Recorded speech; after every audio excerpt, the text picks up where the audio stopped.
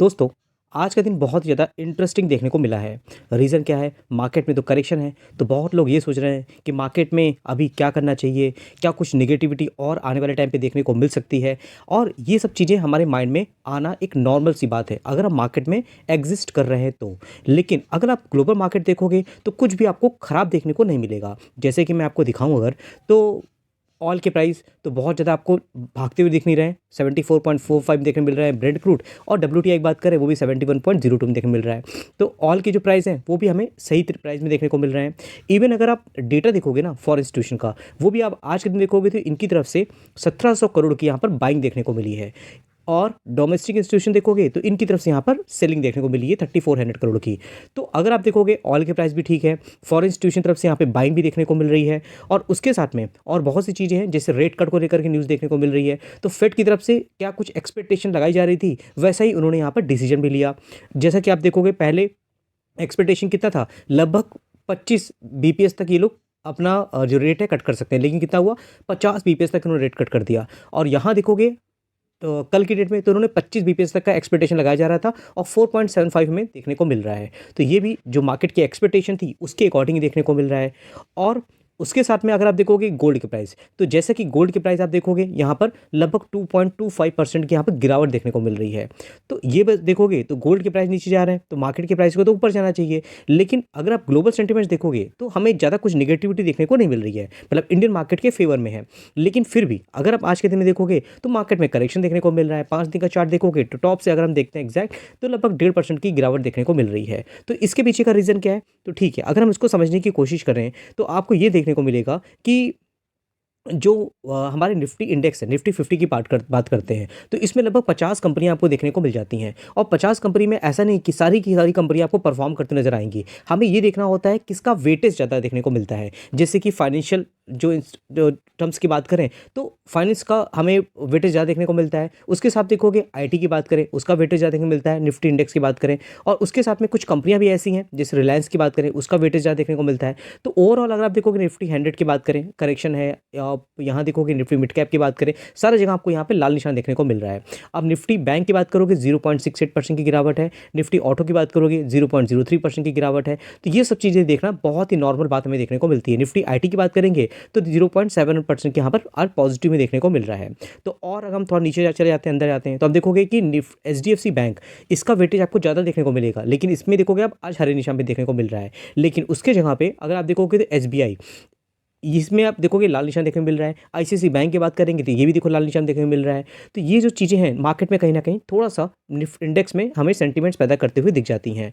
उसके साथ में देखोगे आईटी कंपनी में, तो यहाँ पे सबसे ज़्यादा वेटेज का है टीसीएस का। तो देखोगे इसकी वजह से भी मार्केट में थोड़ा सा हमें करेक्शन देखने को मिल रहा है। बाकी और जो आईटी कंपनियाँ हैं, टेक महिंद्रा है, इन्फोसिस है, ये सब आपको आज हरे निशान पर देखने को मिल रही हैं।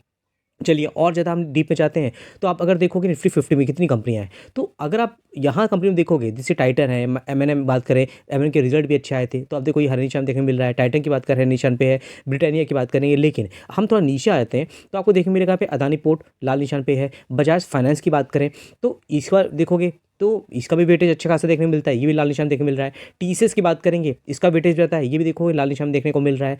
और हम थोड़ा नीचे आएंगे तो यहाँ पर रिलायंस इंडस्ट्रीज आपको देखने मिल जाएगा, जिसमें आप देखोगे 1.95% का यहाँ पर गिरावट देखने को मिल रही है।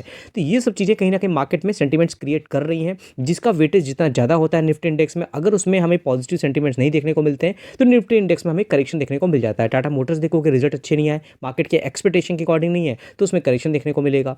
तो ये सब चीज़ें हमें देखने को मिल जाती हैं। साथ ही साथ अगर आप देखोगे कंपनी के जो रिजल्ट्स आ रहे हैं क्वार्टर 2 के, वो भी मार्केट के एक्सपेक्टेशन के अकॉर्डिंग नहीं आ रहे हैं। तो ये भी कहीं ना कहीं जो निफ्टी इंडेक्स में जो गिरावट है उसकी एक वजह देखने को मिल जाता है। ठीक है, अगर हम रिजल्ट्स की बात कर रहे हैं, ट्रेंड की बात करें, अब देखिए ट्रेंड की देखोगे आप तो कंपनी ने लगातार बहुत ही कंसिस्टेंट रेट बना के दिए हैं। आज के दिन में तो देखोगे तो लगभग 3.5% की गिरावट है। गिरावट के पीछे की वजह क्या है, हम उसके भी डिस्कस करने वाले हैं। लेकिन एक महीने का चार्ट देखोगे तो लगभग 21% की गिरावट है। 6 महीने का चार्ट देखोगे तो आपको पता चलेगा जिस हिसाब से इसमें तेजी देखने को मिल रही थी उस हिसाब से यहाँ पे क्या है, लगभग जो गिरावट देखने को मिल रही है, गिरावट 21-23% तक की गिरावट है।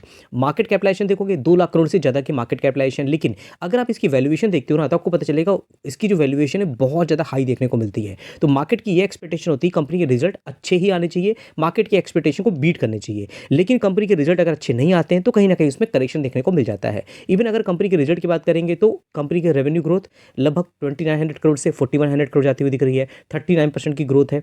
नेट प्रॉफिट की बात करेंगे 228 करोड़ से यहाँ पे देखने मिल रहा है, और यहाँ देखोगे 335 करोड़, तो ईयरली आप देखोगे तो 47% की जंप है। लेकिन नेट प्रॉफिट में क्वार्टरली देखोगे तो यहाँ पे गिरावट देखने को मिल रही है, और यहाँ आप देखोगे कि क्वार्टरली रेवेन्यू में यहाँ पे आपको फ्लैट परफॉर्मेंस ही लगभग देखने को मिल रहा है। तो ओवरऑल अगर मेरी बात करेंगे तो ईयर ऑन ईयर हम देखते हैं रिजल्ट, और लॉन्ग टर्म के पॉइंट ऑफ व्यू से कंपनी के रिजल्ट मुझे तो अच्छे लगे हैं, लेकिन मार्केट को अच्छे नहीं लगते तो कहीं ना कहीं यहाँ पे करेक्शन देखने को मिल जाता है। जैसे आप देखो कि जो रिजल्ट्स हैं वो मार्केट की जो एस्टिमेट है उसको ये बीट नहीं कर पाए, इसी वजह से क्या हुआ, इसमें करेक्शन देखने को मिले। साथ ही साथ इसमें एक ब्लॉक डील भी देखने को मिली है।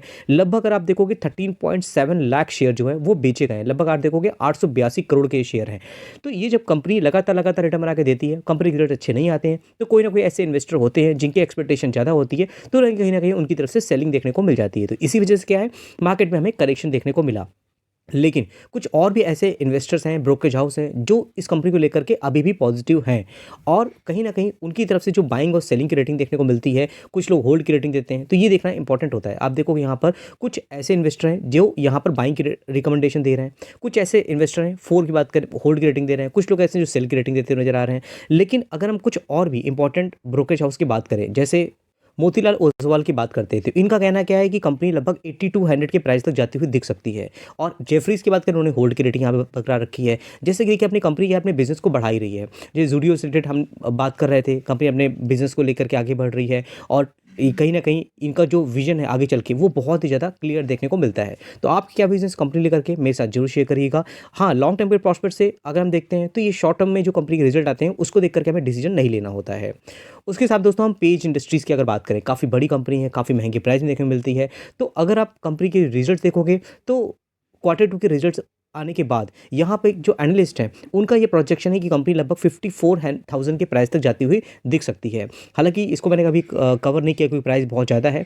आपने अगर इस कंपनी के बारे में पढ़ा हुआ है या आपने इन्वेस्टमेंट करके रखा है तो मुझे कमेंट बॉक्स में जरूर बताइएगा। फिर दोस्तों अगर हम बात करते हैं टीवीओ टेक लिमिटेड की, वैसे तो कंपनी नई है, अभी मार्केट में आई है, वैसे कंपनी काम तो बहुत पहले से कर रही है, लेकिन मार्केट में जो लिस्ट हुई है उसके अकॉर्डिंग अगर हम बात करें तो अभी नई है, और 17% के रिटर्न देखने को मिल रहे हैं, 18,000 करोड़ की मार्केट कैपिटलाइजेशन है। अब इस कंपनी में खासियत क्या है, कंपनी की जो मेन बिजनेस है वो B2B सेगमेंट में देखने को मिल जाता है, और B2B सेगमेंट में कंपनी ने अच्छी खासी मार्केट शेयर लेकर रखी है।